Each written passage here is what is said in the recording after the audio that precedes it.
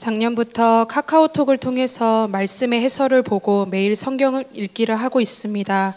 그러나 혼자 읽어나가니 빼먹는 날도 많고 받은 은혜를 나누고 싶은데 동일한 본문을 읽는 지체들과 함께 은혜를 나누면 좋겠다는 생각이 간절하였습니다. 그래서 1월 초에 또래 안에 광고를 뿌렸습니다. 함께 말씀과 기도로 살아볼 88또래 자매들을 찾습니다. 출애굽기부터 신명기까지 읽는 것을 목표로 하며 규칙은 매일 말씀을 읽고 일주일에 3회 이상 영성일기를 쓰고 주일에 예배 전 또는 후에 오프라인으로 만나 받은 은혜를 나누고 기도 제목을 나누는 것이었습니다. 하나님께 자발적으로 함께할 친구가 한 명이라도 좋으니 꼭 이 모임이 이루어지기를 기도하였습니다.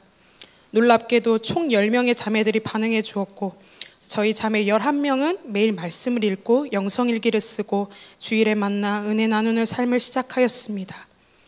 이 모임이 진행된 지 한 달밖에 안 되었지만 저희들의 삶은 정말 많이 달라졌고 동일한 은혜들이 부어지고 있음을 깨닫게 되었습니다. 함께하기에 출애굽기도 완독할 수 있었고 함께하기에 영성일기를 쓸 수 있었습니다.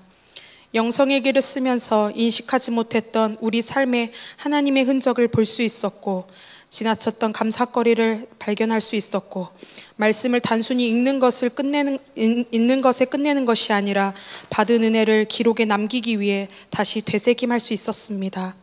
운전을 할 때도 일을 할 때도 주님을 더 생각하게 되고 친구들의 영성일기를 통해 위로도 받고 도전도 받게 되었습니다. 그리고 주중에 영성일기를 통해 삶을 나누고 주일에 오프라인으로 만나니 나눔이 더 뜨겁고 풍성함을 경험할 수 있었습니다. 숨 쉴 틈도 없는 바쁜 일정 가운데 밤 12시에 퇴근하여 집에 도착하면 숨이 차고 정말 아무것도 하고 싶지 않아 벽에 기대어 아무 생각 없이 앉아 있다가도 말씀 읽고 영성일기 써야 한다는 생각이 들었습니다. 새벽 1시라도 2시라도 정해진 말씀을 읽고 영성일기를 쓰고 잤습니다.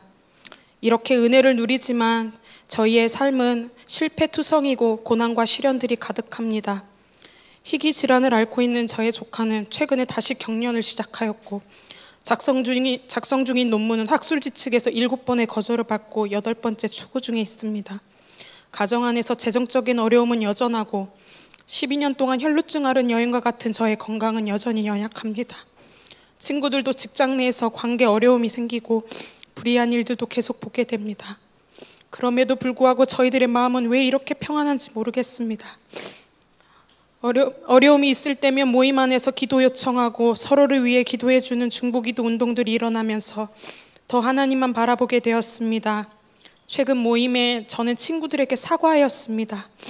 정직한 중보기도자로 서지 못하여 미안하다고, 내가 너희들 위해서 간절히 기도하겠다고 말하고 모임 때 기도 제목 나누지만 주중에 너희들 위해서 간절히 기도 못해서 미안하다고, 인사 대신 기도할게라고 말하고 무슨 일 있냐고 물어보는 대신 기도 제목 알려줘라고 말하는 가식을 제 안에서 발견하게 되었습니다.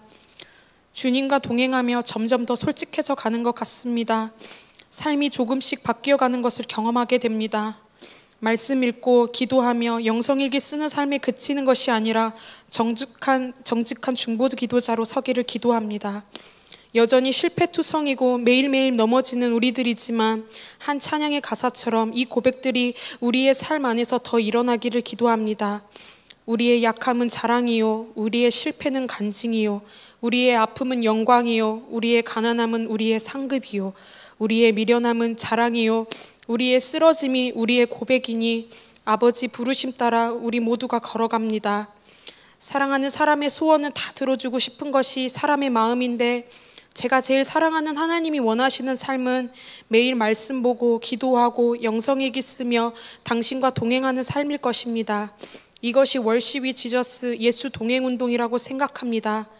스마트폰보다 못한 하나님이 아니라, 유튜브보다 못한 하나님이 아니라, 스포츠 경기보다 못한 하나님이 아니라 그저 하나님께서 나에게 주신 말씀에 귀 기울이고 기도로 하나님과 대화하며 영성일기로 그 은혜를 기록해보는 것을 최우선 가치로 두는 삶을 살아보고자 결단하고 고군분투하는 운동이 월십이 지저스를 통하여 우리 젊은이 교회와 선한목자 교회 안에 더욱더 일어나기를 소망합니다. 이 모든 일 주님이 하셨습니다. 네, 우리 청년 예수 동행 운동 워십 위드 지저스에 오신 여러분들을 주님의 이름으로 환영하고 축복합니다. 많은 분들이 오셨어요. 우리 진짜 누가 왔는지 피난길처럼 지금 여기저기 어디 흩어져 있는지 몰라요. 우리 옆에 있는 분들에게 인사 나눕시다. 딴 인사가 아니라 전 예수님을 사랑해요. 옆에 분에게 고백해 주세요. 전 예수님을 사랑해요. 예수님은 당신을 사랑하십니다. 여러분, 오늘 우리 이 예배가 예수님을 우리가 얼마나 사랑하는지를 드러내는 자리 되면 좋겠습니다. 전해야 될 얘기가 많은데 그에 앞서서 조금 정리를 하고 우리 시작을 해야 될 것 같아요. 자리가 굉장히 모자라서 지금 아까 막 서 계셨던 분들도 계시고 뭐 이러셨던 것 같아요. 이 앞에 방석이 준비되어 있습니다. 여러분, 이 앞에 마리아처럼 와서 앉을 수 있는 기회가 있어요. 여러분, 앞으로 나오셔서 방석을 가지고 위로 올라오셔서 말씀 들으실 땐 여기서 말씀 들으시는 것도 좋을 것 같습니다. 용기 내기가 어렵잖아요. 청년들, 우리 박수하면 뭐 이 소리와 더불어 좀 나오세요. 자, 그쪽에 막 자리 못 잡으신 분들 나오셔서 앉으시면 좋겠습니다. 네네. 어떻게 그새 의자가 다 생겼어요? 네네. 그럼 됐습니다. 자, 워십 위드 지저스 집회를 시작하면서 여러분들을 환영하는 것은 예수님과 동행하는 일에 대한 굉장히 구체적인 도전을 하려고 하기 때문에, 그리고 우리가 이곳에 함께 모였기 때문에 그렇습니다. 한 가지는 우리 청년들 중에 이 화요 청년 예수 동행 운동을 시작한다고 하니까 질문이 딱 들어왔어요. 목사님, 금요 성령 집회랑은 뭐가 달라요? 그래서 제가 그랬습니다. 금요 성령 집회는 한 주에 한 번씩 하고 우리는 한 달에 한 번 한다. 그런데 다른 거는 여기는 예수님의 증인들이 모일 거야. 예수님을 증거하는 증인들이 모일 거야. 그래서 어제와 다른 오늘을 맞는 청년들이 우리가 다음 달에 모일 때는 이번 집회와는 또 다른 집회를 맡게 될 거예요. 왜냐하면 우리가 예수님과 더 깊이 동행하기 때문에. 그래서 여러분, 우리 워십 위드 지저스 예수 동행 운동은 증인들의 모임이란 걸 꼭 기억하시면 좋겠어요. 그리고 다음번에 모이실 때는 말씀과 기도를 읽고 실천하는 일을 한 사람들이 다시 한번 모이는 겁니다. 그리고 성령님이 이끄시는 대로 예배하는 운동이에요. 운동. 여러분 꼭 기억하시면 좋겠습니다. 여러분 들어오실 때 팔찌들 받으셨을 줄 압니다. 여러분 뭐라고 써 있죠? 네, Worship with Jesus M이라고 써 있을 거예요. M은 무브먼트입니다. 여러분 이거 보실 때마다 한 달 동안 우리가 예수님과 동행하는 시간들 꼭 이어가길 바라고요. 여러분 오늘 모든 집회가 끝나고 많은 분들이 계시기 때문에 서로 양보해 가면서 안전하게 1층으로 내려가시면 간식을 받으실 수 있을 거예요. 오병이어의 기적이 필요한 간식입니다. 여러분이 설문에 한 300분 정도 해주셨기 때문에 저희가 한 100분 좀 넘게 해서 한 400여 명 넘게 준비는 하긴 했는데 여기가 벌써 훨씬 넘는 것 같아요. 여러분 나눠 먹기입니다. 그래서 풍성하게 1층에서 나누시면 좋겠고, 1층에 영성일기 부스가 설치돼서 예수님과 동행하는 영성일기, 그리고 여러분 또래와 친구들과 함께 예수 동행 운동을 점검해 줄 수 있는 일들을 1층에서 섬겨주십니다. 여러분 그것 위에서도 내려가셔서 둘러보시면 좋겠습니다. 섬기는 분들을 모집합니다. 이 집회가 매달 이어지다 보면 더 많은 한국교회 청년들을 섬겨야 할 텐데, 오늘 여러분 마음에 내가 자원해야겠다, 자원봉사자로 섬겨야겠다, 나가실 때 신청서를 쓰셔서 헌금함에 넣으시면 되겠어요. 헌금함은 신청서만 넣는 게 아니라 여러분 오늘 혹시 감사한 마음이 있다, 정말로 하나님 주신 마음이 있다 하면 헌금하셔도 좋겠어요. 그런데 이 헌금들은 다음 집회를 위해서 쓰일 뿐 아니라 하나님 주신 마음은요, 이 집회를 통해서, 이 운동을 통해서 하나님이 하시기 원하시는 일이 있다고 하면 거기에 100% 흘려보내도록 하겠습니다. 그래서 집회마다 헌금이 어떻게 쓰여졌는지 여러분에게 발표하고 우리가 함께 기뻐하고 이 운동을 계속 이어갔으면 좋겠습니다. 다음 집회는 며칠일까요? 3월 20일입니다. 여러분 기억하시고요. 그 다음에 오늘 지방에서 오신 분들 중에 혹 숙소 문의를 하신 분이 계셔서 몇 분이 계실지 모르겠지만 사랑방 일실, 지하 3층에 사랑방 일실은 남자 형제들을 위해서, 사랑방 2실은 여자 자매들을 위해서 준비를 해놨습니다. 여러분 함께 기도하고 오늘 집회 하나님을 꼭 경험하고 또 동행하는 시간 되기를 바랍니다. 자, 이 시간 하나님의 말씀을 우리가 함께 읽겠습니다. 빌립보서 3장 13절 14절 말씀인데요, 우리가 다 두 절의 말씀을 정말 한 목소리로 하나님을 사랑하는 마음으로 빌립보서 3장 13절 14절 한 목소리로 봉독하겠습니다. 봉독합니다.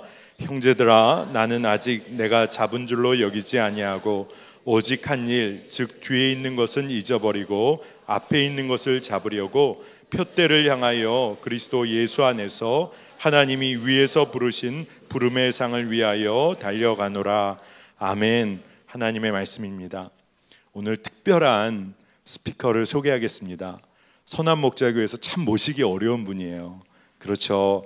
그런데 오늘 우리 청년들, 특별히 한국교회 청년들 사랑하는 마음으로 오늘 유 목사님께서, 유기성 목사님 오늘 함께 하셨습니다. 아마 이 집회 내내 계속되는 동안 주 강사로 늘 섬겨주실 거라 믿는데요, 우리 유 목사님 환영하는 의미도 있지만 유 목사님이 저희들의 늘 신앙의 경주에 앞장서 달라는 마음으로 크게 박수해 주시고 맞이해 주시면 좋겠습니다. 감사합니다. 네.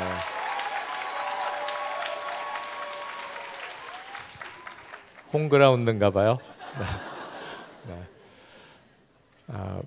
얼만큼 모일까 생각했는데 제 생각보다 훨씬 많이 오셨네요. 적게라도 하나님 정말 예수님과 동행하는 청년들과 함께 예수 동행 운동 시작되면 좋겠습니다. 또 하나님이 이미 그런 계획을 가지고 이 집회를 계획하시고 열게 해주셨습니다. 예수님과 동행하는 삶을 청년 때부터 여러분이 훈련받고 또 실제가 되고 그러면 여러분 자신이 삽니다. 예수님과 동행하는 것에 눈이 뜨이지 않았기 때문에 교회를 다녀도 다 무너지는 거예요. 직장에 가도 주님이 함께 계시고 집에 가도 주님이 함께 계시고 길거리에 가도 주님이 함께 계시면 그게 정말 믿어지면 그러면 안 바뀔 수가 없죠. 그죠? 인생 자체가 바뀝니다. 그것뿐인가요? 여러분의 가정이 바뀝니다. 예수님과 동행하는 사람이 여러분 자신이 되면 여러분 자신이 구원받은 삶을 살 뿐만 아니고 그것은 여러분 가족에게 말할 수 없는 복이에요. 우리도 가족에게 잘하고 싶죠. 부모님에게도 잘하고 싶고 형제들에게도 잘하고 싶은데 안 되는데 어떻게 해요? 근데 주님이 나와 함께 계시는 것이 정말 믿어지면 그러면 그냥 그 믿어지는 것으로 나는 완전히 다른 사람이 되어 있는 겁니다. 가정 달라지죠? 여러분 학교, 일터 다 달라지죠? 여러분이 섬기는 교회 달라지죠? 여러분 섬기는 교회에 청년부가 몇 명인지 알 수가 없어도 그 중에 진짜 주님과 동행하는 사람이 한 사람만 분명히 있다면 그는 증인이 되는 겁니다. 수많은 사람들이 사실은 마음에는 갈급함을 가지고 있어요. 나도 보이지 않으시는 주님 정말 함께 계시다고 생각은 하는데 실제로는 믿어지지 않으니 답답했는데 그런 사람이 있구나. 그 말은 나도 그렇게 될 수 있다는 믿음이 엄청나게 일어나는 것이거든. 한 사람은 교회 전체를 부흥시킬 수 있어요. 여러분이 섬기는 교회가 부흥되면 한국 교회가 달라지죠. 청년이 할 수 있는 힘이 적다고요? 미국의 부흥 역사를 가만히 훑어보니까 미국 부흥은 전부 다 캠퍼스에서 일어났어요. 신학교에서 일어났습니다.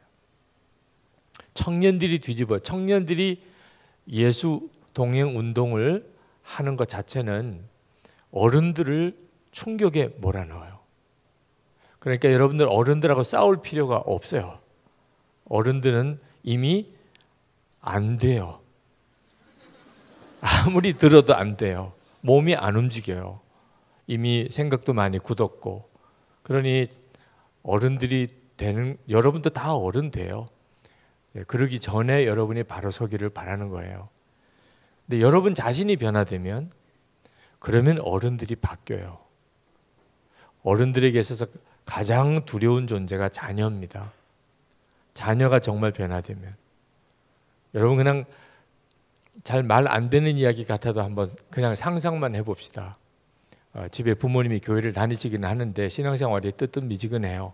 믿는지 안 믿는지도 모르겠어요. 집에 오면 늘 돈 때문에 싸우시고 말도 안 되는 생활을 하면서도 근데 교회 가면 또 다 또 좋은 믿음 좋은 사람처럼 보이고 맨 그렇게 부모님이 계시다 하더라도 여러분 자신이 정말 주님과 온전히 동행하고 기도하고 신실하고 늘 주님 찬양하고 사랑만 하며 살고 그러면 부모가 안 변할 수가 없어요. 자녀들이 부모를 얼마든지 끌고 다녀요. 자녀가 믿음이 좋으면 부모는 그냥 저절로 따라가게 돼 있어요.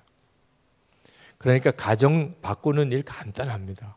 여러분 자신이 예수님과 동행하는 사람이 되는 겁니다. 여러분 안에 예수님이 계신 것을 분명히 아는 거예요. 오늘 제가 감리교 신학대학교 졸업식에 수상자들만 따로 모임을 시상식을 하더라고요. 왜 그렇게 하시냐고 그랬더니 졸업식에 참석을 안 한대. 졸업생들이. 왜? 상 받는 사람 박수 쳐주는 게 너무 지루해서 누구 들러리 선 것도 아니고 그래서 시상식이 너무 길어서 그것 때문에 졸업식에 참석을 아예 안 한다는 거예요.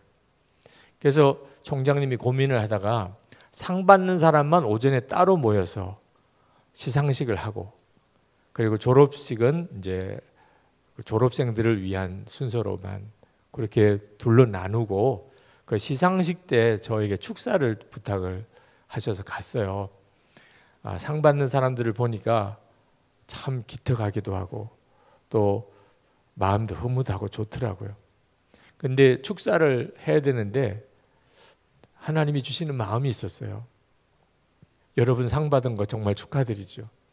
공부 열심히 하신 거, 논문 잘 쓰신 거 정말 귀한 일입니다. 그런데 여러분이 이 졸업식 때 상 받는 것과 비교할 수 없이 좋은 게 여러분에게 있습니다. 그 뭔지 아십니까?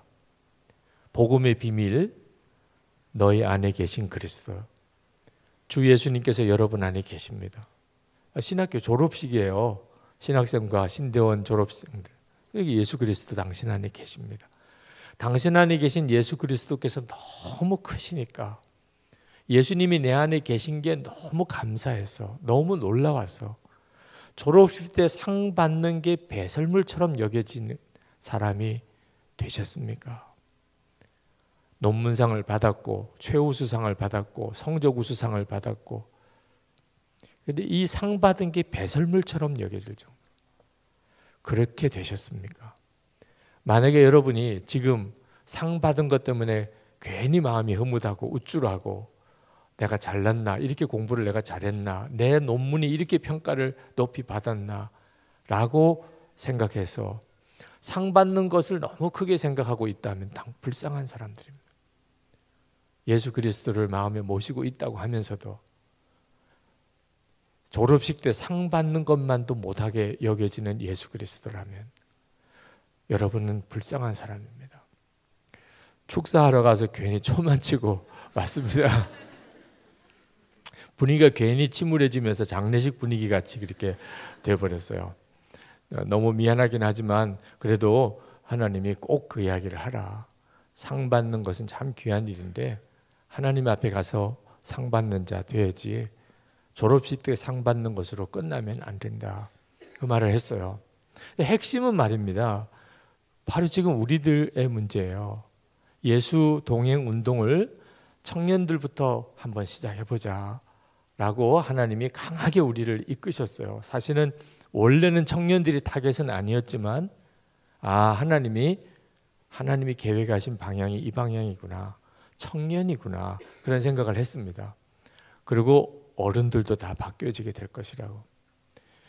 예수님께서 맨 마지막에 하신 말씀이 마태복음 28장 20절 말씀이에요. 내가 세상 끝날까지 너희와 항상 함께 있으리라. 예수 동행 운동은 왜 하나? 바로 이 말씀이 내게 그대로 실제가 되자는 거예요. 분명히 주님이 약속하셨어요. 세상 끝날까지 내가 너희와 항상 함께 있으리라. 그러면 그게 실제 경험이 돼야 되잖아요. 약속은 분명히 아는데 실제가 안 되면 이 얼마나 안타까운 일이에요. 예수님께서 제자들에게 앞에 먼저 당부하신 말씀이 있어요. 마태복음 28장 18절 19절 너희는 모든 족속에게 가서 그들로 제자를 삼아 아버지와 아들과 성령의 이름으로 세례를 베풀고 그리고 내가 너에게 가르친 분부한 모든 것을 가르쳐 지키게 하라. 이 소명을 주셨어요. 제자들에게. 사실은 이 소명은 제자들로서는 할 수가 없는 일입니다. 도대체 어떻게 해요? 그때 지금부터 2000년 전 저 이스라엘의 한쪽 귀퉁이에서 그 제자들이 모든 민족에게 가서 그들을 다 제자 삼고 성부 성자 성령의 이름으로 세례 주고 주님이 분부하신 거 다 가르쳐 지키게 어떻게 해요? 그런데 주님이 그 뒤에 말씀하셨어요. 내가 세상 끝날까지 너희와 항상 함께 있으리라. 그러니까 이 약속 때문에 되는 거예요. 주님이 함께 해 주시겠다고. 그러니까 우리가 하는 게 아니고 사실은 주님이 하시는 겁니다. 그래서 우리가 무슨 사명이든지 감당하는 겁니다. 여러분이 개인적인 것이든 가정에서 여러분에게 어떤 사명이 있든 직장이든 학교든 어디서든지 여러분에게 주어진 사명 여러분의 힘으로는 불가능한 일이지만 주님이 함께 계시기 때문에 그게 이루어지는 것이거든요. 그걸 해보자는 거죠. 예수 동행 운동은 이제 알고만 있는 나와 항상 함께 하시는 예수님 알고만 있는데 그치지 말고 실제로 내 삶 속에서 주님과 동행해보자. 달라스 윌라드라는 사람이 하나님의 모략이라는 책에서 초대교회 이단과 현대교회 이단의 차이를 설명했어요. 초대교회 이단은 영지주의든지 복음에다가 무언가를 하나씩 덧붙이려고 하는 것이 초대교회 이단이에요. 초대교회 사도들과 초대교회 지도자들이 하여튼 피 흘리는 각오로 죽을 각오로 막아냈어요. 이단들이 교회에 들어오지 못하도록. 그런데 현대교회 이단은 뭐냐? 현대교회 이단은 하나님의 복음에서 무언가를 빼버리는 것이다. 현대교회 이단은 초대교회 이단은 없던 걸 덧붙이려고 하고 현대교회는 있는 걸 빼버리려고 하는 거다. 그러면서 하신 이야기가 예수님께서 하신 말씀 중에 가르쳐 지키게 하라. 그랬는데 가르치기만 한다는 겁니다. 지키게 하라는 것을 빼버린다는 거예요. 말씀을 전하는 사역자조차도 가르치는 것에만 만족한다. 내가 이 말씀을 가르쳤어. 내가 이렇게 잘 전했어. 이렇게 반응들이 좋았어. 지키게 하는 것에 대해서는 그냥 다 내버려 버린다. 그리고 말씀을 전하는 사람 자신이 자기가 전한 말씀대로 자기가 지키고 살아야 된다는 의식이 없다는 거예요. 이게 가장 무서운 이단이에요. 분명히 주님은 가르쳐 지키게 하라고 했는데 왜 지키는 걸 빼버렸냐는 거죠. 저는 그 달라스 윌라드의 지적이 참 귀한 점, 현대교회의 가장 문제가 되는 점을 잘 지적했다고 생각합니다. 그래서 현대교회는 삶이 뒷받침이 안 되는 겁니다. 여러분들의 문제예요. 내가 교회 다니면서 듣고 본 거는 많은데 실제로 내 삶은 그렇게 변화가 되질 않았어요. 그러니까 가르침은 받았는데 지켜지지는 않는 거죠. 그런데 가르치고 지키는 것에 있어서 가장 중요한 것이라고 생각하는 게 바로 내가 세상 끝날까지 너희와 항상 함께 있으리라 하신 이 말씀입니다. 이렇게 가르쳤으면 그렇게 지키게 해야죠. 주님이 항상 함께 하시겠다고 했다면 실제로 내가 삶 속에서 그렇게 분명히 믿어져야지요. 알고 있는 게 믿는 게 아닙니다. 믿어져야 믿는 것. 주님이 나와 함께 계시는 게 믿어지는 것. 이것이 이제 예수 동행 운동에서 우리가 하려고 하는 것입니다. 여러분들이 분명한 목표를 가지고 이 예수 동행 운동에 함께 해주시기 바랍니다. 이 예수 동행 운동은 사실은 이 집회 사역이 아닙니다. 저도 처음 생각할 때는 이런 어떤 특별한 어떤 신앙 운동이 되려면 매주 모여야 이 어떤 동력이 계속 살아나지 않겠나. 한 달에 한 번 모여가지고 이게 되겠나. 그런 생각을 했는데 주님이 주시는 마음이 이건 집회 사역이어서는 안 된다는 겁니다. 그동안에 집회를 중심으로 하는 신앙 부흥 운동은 여러 번 있었어요. 그 자리에 와서 말씀 듣고 은혜 받는 겁니다. 아주 귀한 목사님, 정말 말씀을 잘 가르치시는 목사님, 또는 예배를 뜨겁게 인도하시는 예배 사역자, 하여튼 그 자리에 와야 은혜를 받는 거예요. 근데 그건 주님이 진정으로 원하는 게 아니라는 겁니다. 진짜 은혜는 어디서 받아야 되냐? 이제 오늘 이 집회 끝나고 집에 돌아갔을 때예요. 내일 아침 눈 떴을 때예요. 거기서 주님과 동행하는 거죠. 사실은 이런 집회 자리에서는 다 분위기가 괜찮아요. 다 주님과 동행하려고 하는 마음 생기고 은혜도 되고 맞아, 그 말이 맞아. 또 함께 찬양도 뜨겁게 하니까 얼마나 충만해요. 기도도 같이 하니까 얼마나 힘이 돼요. 문제는 끝나고 집에 갈 때가 문제예요. 이제는 다 뿔뿔이 흩어져서 이제 나 혼자 집에 방에 들어갔을 때, 그때 우리가 충만하지 않으면, 주님과 정말 동행하지 않으면 집회 사역은 곧 사그러져 버립니다. 그저 갔을 때만 좋은 거야. 갔을 때만. 그건 주님이 정말 원하는 게 아닙니다. 우리에게 있어서 진짜 귀한 시간은 매일매일의 내 삶, 아주 평범한 나 혼자서 있는 시간, 집에서의 시간, 직장에서의 시간, 오고 가는 출퇴근 시간, 그 시간 중에 주님과 동행하는 것이 되어야 이 집회도 하나님이 역사하는 거예요. 주님과 동행하다가 모인 사람이 지금처럼 이렇게 500명, 600명, 또 1000명 이렇게 모여봐요. 사모하는 마음으로 모인 것과 차원이 다릅니다. 주님과 동행하는 삶을 실제로 살다가 우리가 이렇게 모였다면 한국도 다 뒤집습니다. 아마 내일 조선일보에 나올 거예요. 주님과 동행하는 사람들이 이렇게 모였다면 여기는 사건이 있어요.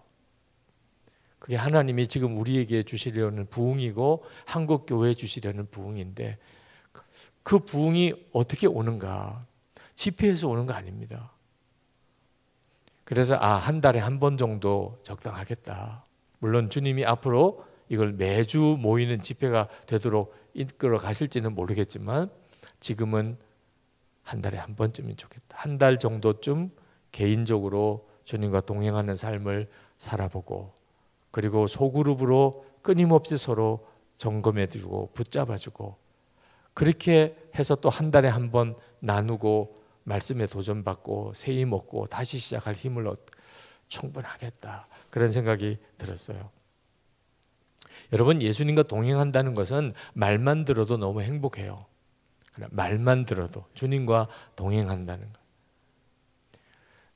우리 예수님과 동행하는 이 일을 위해서 모임을 가졌는데, 다른 교회 집사님, 남자 집사님 한 분이 오셨어요.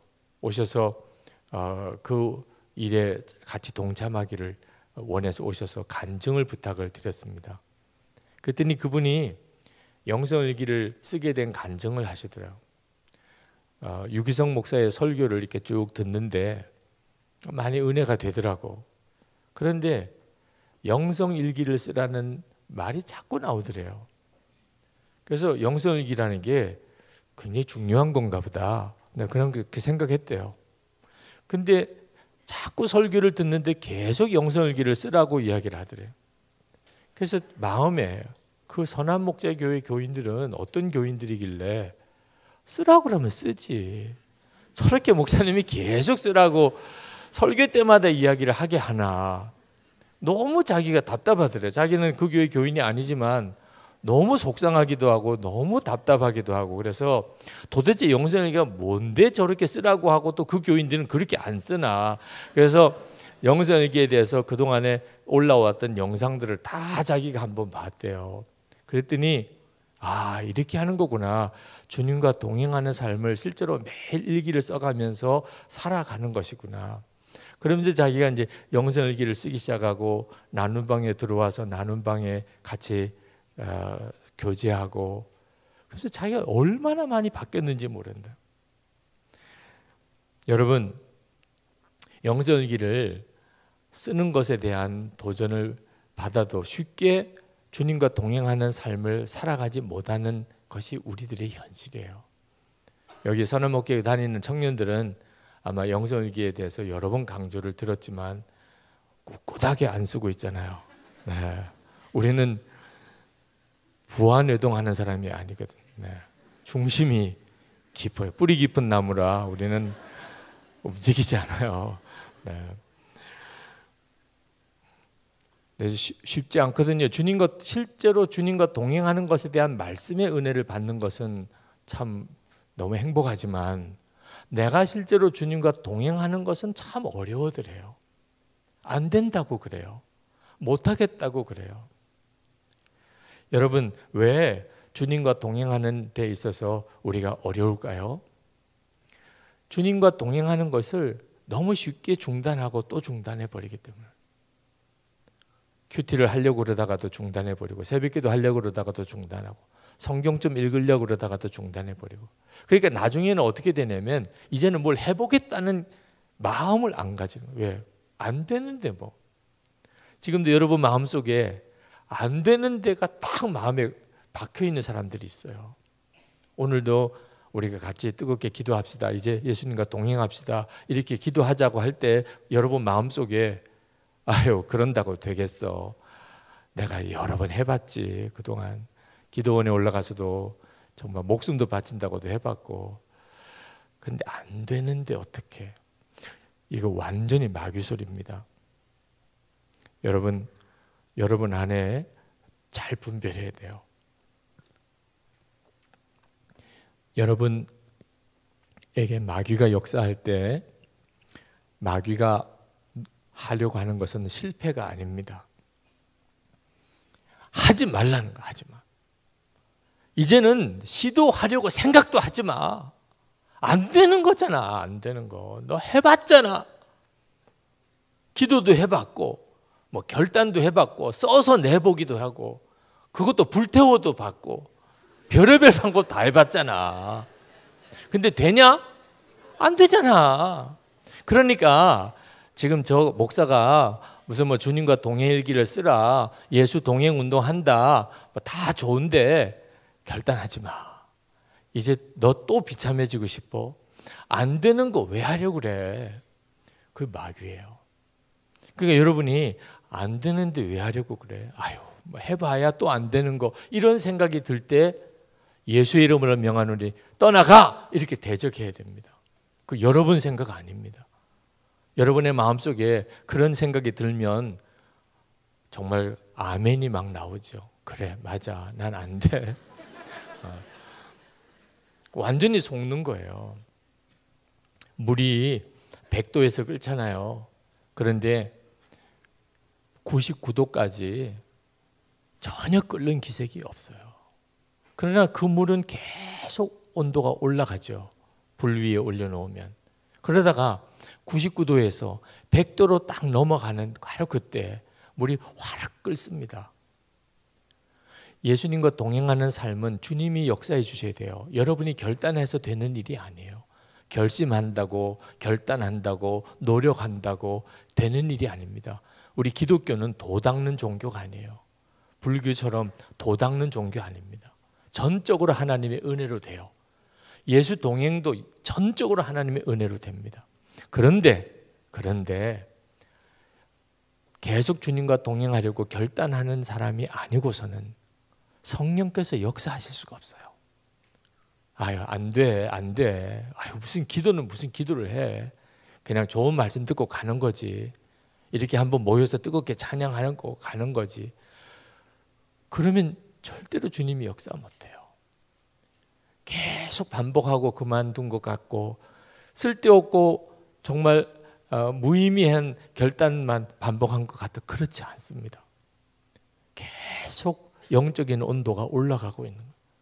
주님이 역사하실 수 있는 때가 가까워져 가고 있는 겁니다. 그래서 여러분이 경험하게 돼요. 내가 그렇게 수많은 결단을 했지만 그것 때문에 된 게 아니고 전적으로 하나님이 역사하셔서 내 눈이 뜨인 거지만 그 결단이 순간이 없었던 사람은 그날이 안 온다는 겁니다. 그러니까 오늘 이 시간에 여러분이 주님 앞에서 주님과 동행하는 것에 대한 결단을 하는 것은 대단히 중요해요.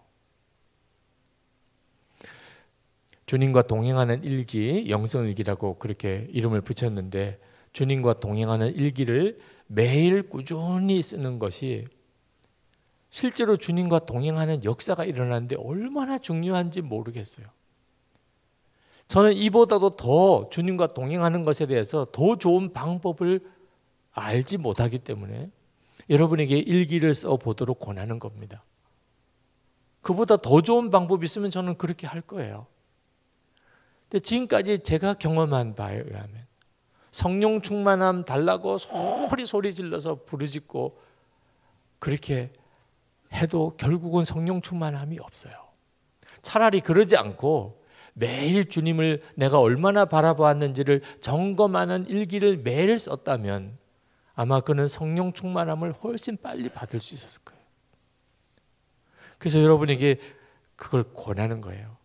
근데 꾸준히 해야 되는데 혼자서는 자꾸 넘어지고 중단하게 되니까 여러분이 서로 소그룹으로 나눈 방을 가지라는 거예요. 예수 동행 운동은 절대로 혼자서 하는 게 아닙니다. 함께 하는 거예요.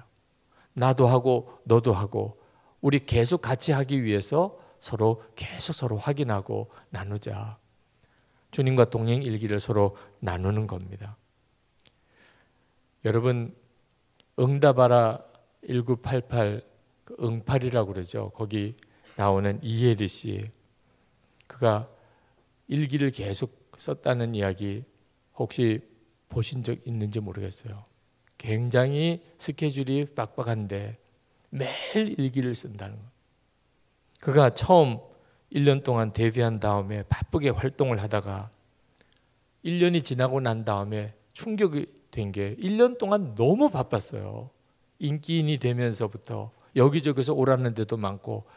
그런데 1년이 지나고 났는데 1년이 어떻게 지나갔는지를 모르겠는 거예요. 도대체 그 1년 동안 무슨 일이 있었는지 하나도 기억이 안 나는 거예요. 너무 바빴다는 거 외에는.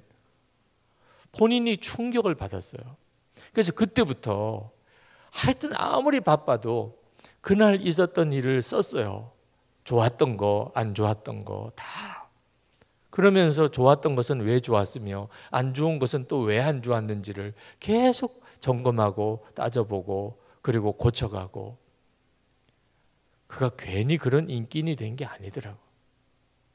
아니 세상에 연예인도 그렇게 하면서 그의 탁월함이 드러난다면 우리는 그저 세상의 인기 연예인 정도가 아닙니다.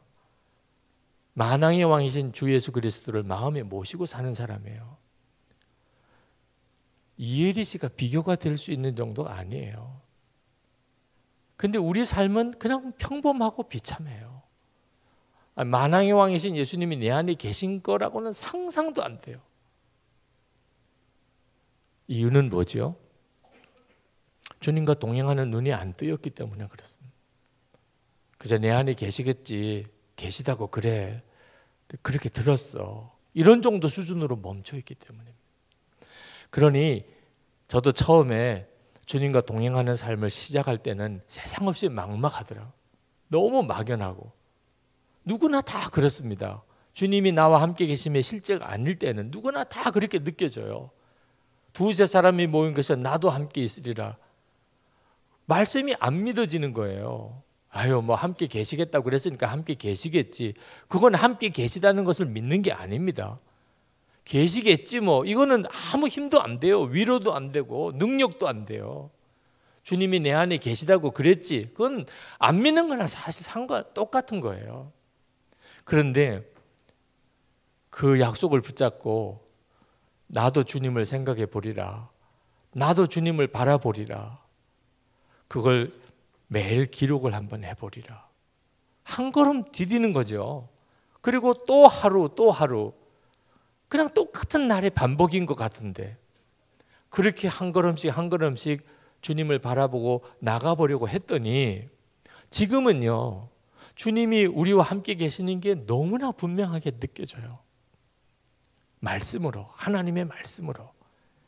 그냥 주님이 우리와 같이 계시겠거니 아닙니다. 그냥 예를 들어 보실까요? 아까 우리 뜨겁게 찬양했잖아요. 아마 이런 찬양을 저 서울역 광장에서 했으면 여러분들이 아마 그 찬양 대열에 서지도 못했을 거예요. 거기서 서울역 광장에서 여러분들 지금 여기 있는 사람들이 다 거기서 찬양을 한다. 여기서 찬양하는 것과 거기서 찬양하는 것 분위기가 완전히 달라요. 도대체 여기서는 왜 아까처럼 그렇게 찬양이 되지요? 주님이 함께 하시기 때문에. 지금 이 자리는 극장과도 다르고 대학 강의실과도 달라요. 역 대합실하고도 달라요. 그건 여러분이 실제로 지금 뭔가 다르다는 것을 느끼고 있을 거예요. 지금 이 집회가 끝나고 난 다음에 우리 흩어지고 나면 여기서 지금 느끼는 이 느낌을 길거리 가면서 버스 안에서 지하철 안에서 전혀 느낄 수가 없어요. 그럼 지금 현재 여기서 찬양하고 말씀 들으면서 지금 느끼는 이 느낌은 뭐지요? 전에는 그걸 분별을 못했어요. 근데 이제는 주님이 우리와 같이 계시는구나 알겠어요. 같이 통성기도 한번 해봐도 다르고 느낌이 찬양 한번 같이 해도 달라요. 이렇게 말씀을 전해보면 말씀의 반응이 달라요. 대학에서도 예배드리는 대학이 있지만 아마 그 대학 가서 지금 이렇게 설교를 하면 아마 다 졸고 있을 거예요. 다르다니까요. 다. 주님의 임재하심은 전혀 달라요. 중요한 것은 우리가 끊임없이 포기하지 않고 계속 주님을 바라보고 나가는 겁니다. 주님의 약속은 너무 분명하잖아요. 내가 세상 끝날까지 너희와 항상 함께하리라. 그리고 여러분은 엄청난 약속을 이미 가지고 있고 그리고 약속만 받은 게 아니고 주님이 이미 여러분 안에 오셨어요. 예수님이 여러분 안에 오신 것을 아직도 믿지 못하다면 오늘 어떻게 오셨나요? 오늘 여러분이 여기 와 앉았다는 걸 뭐라고 설명해야 돼요? 도대체 누가 여기를 오게 했나요? 여기 오고 싶은 마음이 왜 들었나요? 주님이 아니면 설명이 안 되는 겁니다. 여러분 꼭 주님과 동행 일기를 지속적으로 써보시고 그렇게 써보기 위해서 나눈 방이 필요한 겁니다. 같이 해야 돼요. 주님과 함께 하는 것이 여러분의 삶을 바꿉니다. 우리의 삶의 모든 영역에서 예수님과 동행이어야 돼요. 일본에 계신 선교사님이 예수 동행 운동은 이렇게 확산되어져야 됩니다. 그러면서 저에게 메일을 보내셨더라고요. 주님과 동행 일기로 시작하여 Working with Jesus, Pray with Jesus, Life and Death with Jesus, 여행 with Jesus, 자녀교육 with Jesus, 결혼 with Jesus, 가정생활 with Jesus, 비즈니스 with Jesus, 정치 with Jesus, 통일운동 with Jesus, 선교 with Jesus. 한도 끝도 없어요. 모든 영역에, 내 삶의 모든 영역에, 내 사명의 모든 영역에 다 with Jesus. 이게 성경이에요. 성경이 말씀하시는 거 핵심이에요.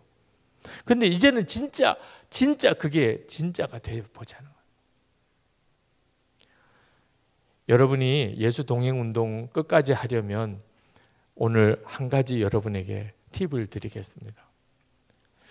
예수 동행 운동을 여러분 스스로가 예수님과 동행하고 이 예수 동행 운동을 여러분이 실제로 이끌어 가려면 퇴로를 차단하세요. 안 할 수 있는 가능성을 없애세요. 어떻게 하면 없애지요? 일단 집에 가서 부모님에게 이야기하는 겁니다. 나 이제 예수님과 동행하기로 했어. 계속 물어봐줘. 아침에나 저녁에나 너 주님과 동행하냐 물어봐줘. 너 영성일기 썼냐 물어봐줘. 한번 보자. 자꾸 그렇게 해줘. 완전히 퇴로를 차단한 겁니다. 나 이제 영성일기 안 쓰면 그러면 용돈 주지 마. 학비도 주지 마. 밥도 주지 마. 아주 집에 들여놓지도 마. 완전히 퇴로를 차단한 거예요. 네. 이젠 돌아갈 방법이 없어요. 친구들한테도 얘기해요. 친구들한테. 직장에서도 사장님, 예수 안 믿는 사장님한테 가서 저 예수 동행운동 하기로 했습니다. 계속 물어봐 주세요. 영성일기 썼냐? 매일 물어봐 주세요. 제가 안 쓰면 보자. 쓴 거 보자. 확인해 주시고 안 썼으면 월급 주지 마세요. 완전히 퇴로를 차단해 버리는 거예요. 안 쓸 수가 없게 만들어 보라는 거예요. 주님과 동행하는 것이 정말 모든 것보다도 더 중요하고 예수님 그분처럼 더 귀한 게 어디 있으며 주님이 내 안에 계시다는 것처럼 놀라운 일이 도대체 어디 있냐 말이에요. 이 약속이 진짜라면 여러분 것이 돼야 되잖아요. 실제로 누려야 되잖아요. 주님을 바라보는 일을 그렇게 했는데 매일 영성일기도 썼고 나눈 방도 같이 나누고 그랬는데도 주님이 나와 함께 계시는 게 믿어지지 않았다. 그러면 조선일보사에 광고 내시라고. 해봤는데 안 되더라. 뭐 성경에 나오는 약속이라고 해서 내가 붙잡고 살아봤는데 안 되더라. 광고 딱 하고 끝내는 거지 뭐. 더 이상 뭐 교회 나오고 말고 할 게 뭐 있어요. 그래야 확인은 해야 되잖아요. 그죠? 이 말씀이 진짜인지 아닌지는 확인해야 되잖아요. 여러분 한 사람이 사는 게 가정이 살고 교회가 살고 여러분의 일터가 살고 한국 교회와 민족이 사는 거라니까요.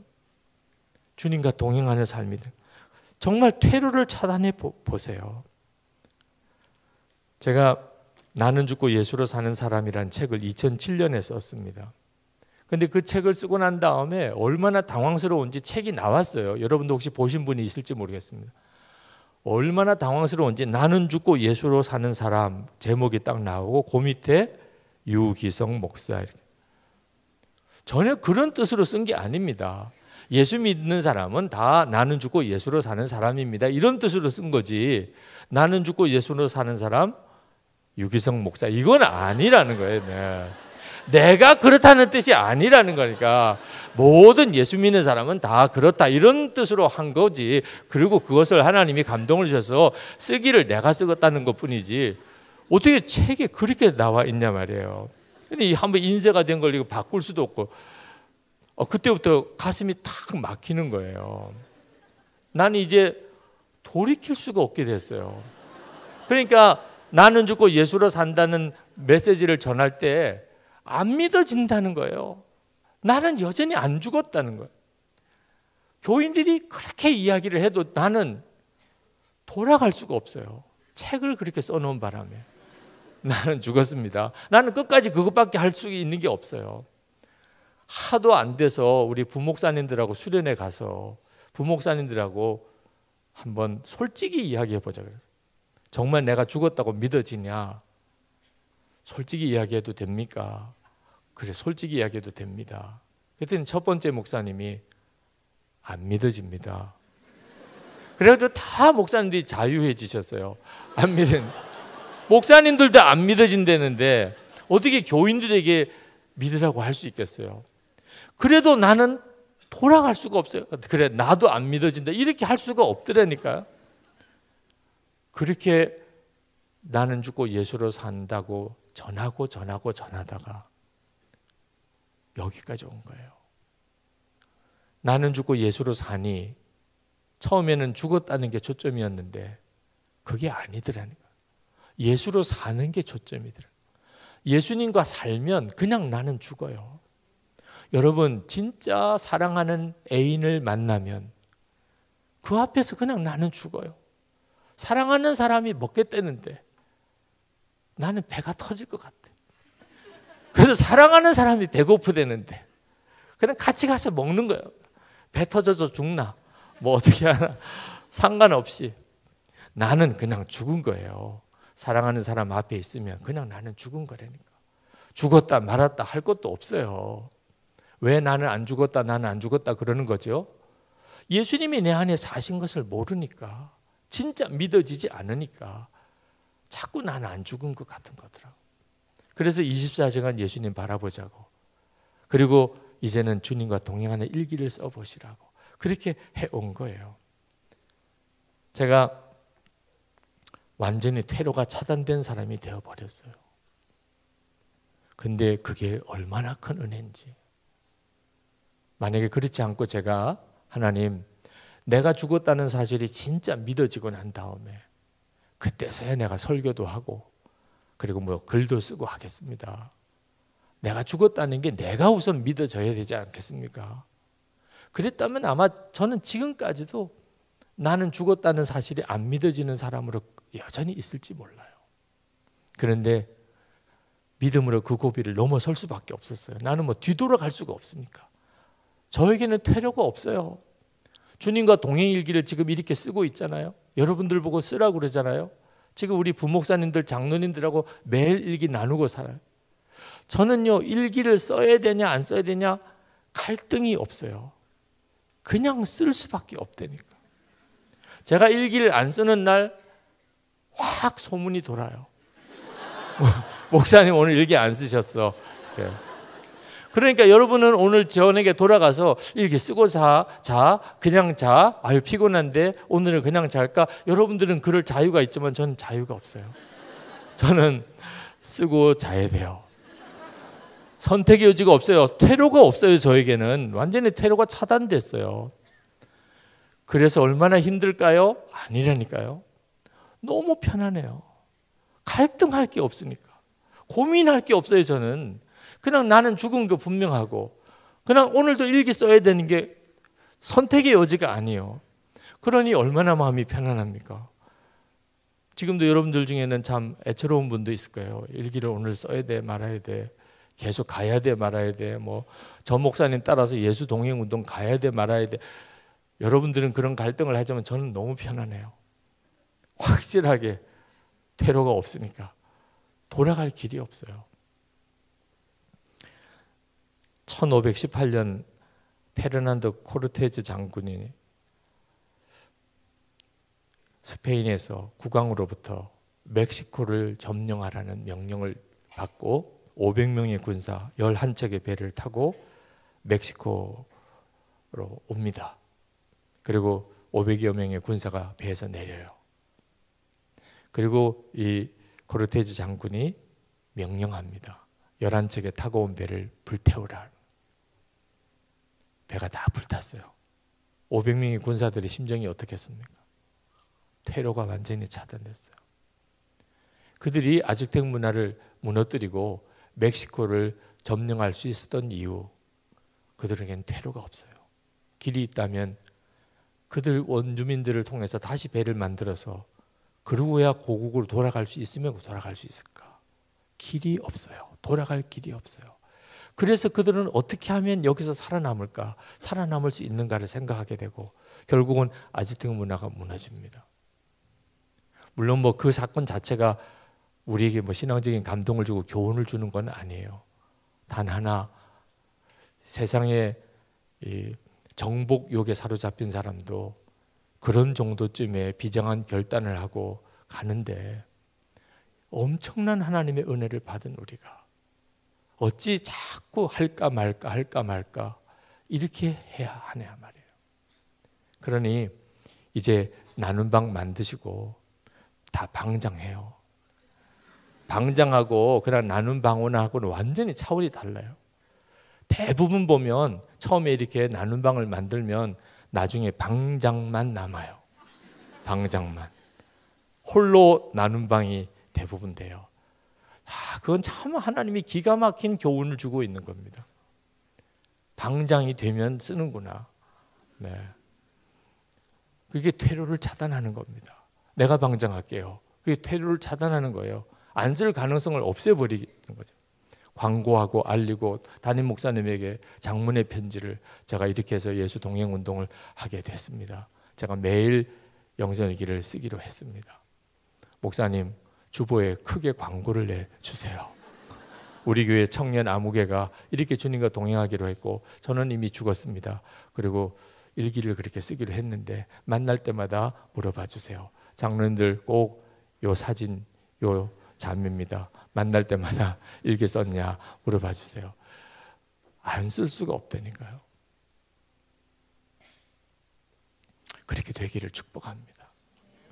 사도 바울이 빌립보서 3장 13절 14절에 형제들아 나는 아직 내가 잡은 줄로 여기지 아니하고 오직 한 일 즉 뒤에 있는 것은 잊어버리고 앞에 있는 것을 잡으려고 푯대를 향하여 그리스도 예수 안에서 하나님이 위에서 부르신 부름의 상을 위하여 달려가노라. 완전히 퇴로가 차단된 사람. 사도 바울은 도대체 뭘 위해서 이렇게 살았을까요? 주 예수 그리스도예요. 그 은혜를 우리 모두가 다 받았어요. 단 하나 차이는 사도 바울처럼 주님을 붙잡고 사는 이런 마음이 우리와 다른 것뿐입니다. 이걸 다시 회복하고 싶은 거예요. 혼자서는 안 되니까 청년들이 연합하자는 겁니다. 그리고 우리가 정말 주님과 동행하는 삶을 실제로 누리게 되면서 아마 우리 주변에 있는 수많은 갈급한 사람이 함께 하게 될 겁니다. 청년들이 캠퍼스에서 그리고 청년 공동체 안에서 여러분이 일터에서 주님과 동행하기 시작했다고 알려지게 되면 그러면 한국 교회는 다시 삽니다. 완전히 뒤바뀌었죠. 어른들 중에도 갈급한 분이 너무너무 많습니다. 근데 청년들 안에 그 증거가 나타나면 청년들이 그럴 가능성이 가장 많은 세대입니다. 이제 우리 같이 기도하겠습니다. 여러분께 우리 두 번 같이 합심해서 제가 기도 인도를 하고 싶은데 첫 번째, 주님, 이 상상이 안 되는 하나님의 은혜의 축복, 예수 그리스도를 내 마음에 모시고 사는 것. 주님, 이제는 절대로 이것이 그냥 지식으로만 끝나고 싶지 않습니다. 그랬다 그냥 듣고 아는 것으로 끝내고 싶지 않습니다. 주님, 이것이 내 진짜 체험이 되기를 원합니다. 예수님, 주님을 바라보기에 세상 것들은 다 배설물처럼 여겨지는 그 은혜를 내가 정말 누리게 되기 원합니다. 나를 구원해 주시고 그리고 우리 가족을 다 구원하시고 그리고 내 청년 공동체를 다 바꿔주시고 우리 교회가 변화될 역사가 일어나게 하시고 한국 교회를 변화시켜 주시옵소서. 주님, 내 안에 계신 주님, 주님과 늘 동행하는 자 되게 해 주옵소서. 우리 같이 주여 크게 부르짖고 기도합시다. 주여!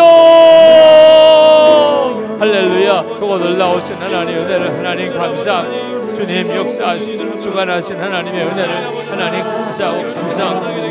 아버지 오늘도 하나님 주의 은혜 하나님의 역사하심을 설명합니다. 이루시는 주님의 은혜 사모합니다.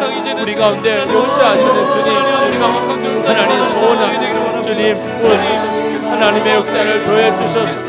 하나님 성인들의 마음의 신의 중심에 말씀으로 임하시고 성령으로 임하시고 하나님의 기뻐하는 뜻대로 역사하시고 주님의 손으로 온전히 사로잡으시고 하나님의 기뻐하는 자로 쓰시고 하나님의 놀라우신 하나님 일로 세우시고 하나님 주님과 함께하는 하나님 은혜의 눈이 온전히 뜨여지고 주님과 동행하는 삶이 실제가 되고 주님과 함께하는 삶이 실제가 되게 하여 주시기를 원합니다. 아버지, 나의 아버지, 역사하신 하나님, 충만하신 하나님, 인도하신 하나님, 주관하신 하나님, 부드럽신 하나님, 우리의 삶이 이곳에는 집회에서보다 하나님 우리가 혼자 있을 그때 하나님 더 분명하게 되기 원합니다. 주님과 함께함이 더 분명하게 되기 원합니다. 주님과 함께함이 더 분명한 실제가 되기 원합니다. 주님이 함께하심이 더 놀랍게 증거되기 원합니다. 체험되기 원합니다. 하나님 주님 온전히 바라본 눈에 보여지게 되기 원합니다. 믿어지는 역사가 일어나게 되기 원합니다. 하나님 우리 한 번 더 기도할 것은 하나님, 우리가 이 일에 연합하기를 원합니다. 하나님, 그저 나 혼자 조용히 결단했다가 조용히 무너지는 이런 어리석음을 반복하기 원치 않습니다. 함께 손잡겠습니다. 주님과 동행하는 일은 함께 가게 하시는 하나님의 뜻을 아멘으로 받습니다. 하나님, 손잡을 자들을 세워주소서. 함께할 자를 세워주소서. 한 사람이 무너지면 서로 붙들어 세워주고, 내가 무너지면 다른 사람이 나를 붙들어 일으킬 수 있도록, 그래서 결국은 주님과 동행하는 삶을 살아낼 수 있도록, 우리 모두가 다 그렇게 설 수 있도록 주여 공동체를 주소서, 나눈 방을 주소서, 함께하는 자를 주소서. 주여 부르짖고 기도합시다. 주여!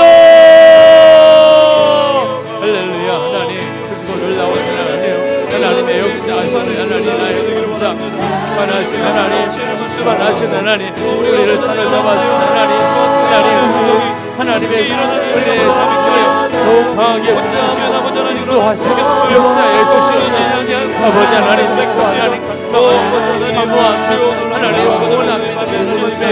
주님의 역사 우리가 이루어주시기를 원합니다. 하나님, 만나게 하소서, 연합하게 하소서, 하나님 함께 동행하게 하소서. 한 달 동안 주님과 함께, 주님과 동행하는 삶, 하나님 함께하는 주제들과의 동행의 삶 주시옵소서. 자손을 맡겨주고 하나님 교훈이 달라지고 하나님 은혜가 완전히 새로워지고 주님과 완전히 동행하는 역사 주시기를 원합니다. 하나님 역사에 주시고 하나님 은혜를 함께 하소서. 놀라우신 주님의 하나님 연합하여 하나님 주시기를 원합니다. 하나님 우리의 신령 가운데 오직 우리 아버지의 말씀 하나님 그대가 되기를 간절히 원합니다. 나의 좋으신 아버지, 나의 좋으신 아버지, 우리가 연합하여 하나님과 몸되어 나가는 열단의 아버지 하나님께 하여 주시기를 원합니다. 오늘 하나님께서 우리에게 주신 마음은 너무나 분명한 것 같습니다. 오늘 계속 이어서 우리 청년들이 연합하여 기도하기를 원합니다. 오늘 말씀은 사도 바울의 마음을 우리에게 분명히 전해줍니다. 푯대를 향하여 그리스도 예수 안에서, 푯대를 향하여 그리스도 예수 안에서 하나님이 위에서 부르신 부름의 상을 위하여 달려가노라.